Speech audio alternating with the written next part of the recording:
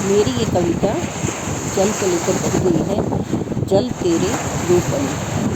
सागर में लहराता जल है, सागर में लहराता जल है, नभ में गर्जन करता जल है। सागर में लहराता जल है, नभ में गर्जन करता जल है। कहीं सघन है कहीं तरल है, कहीं सघन है कहीं तरल है। अवनी से अंबर तक देखो, संपूर्ण सृष्टि में जल ही जल है। अवनी से अंबर तक देखो, संपूर्ण सृष्टि में जल ही जल है।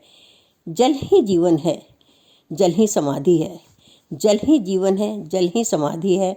हर्ष और विषाद भी जल है, जीवन का आधार भी जल है, मृत्यु का श्रृंगार भी जल है। हर्ष और विषाद भी जल है, जीवन का आधार भी जल है, मृत्यु का श्रृंगार भी जल है। अवनी से अंबर तक देखो, संपूर्ण सृष्टि में जल ही जल है। धर्म भी जल है, कर्म भी जल है।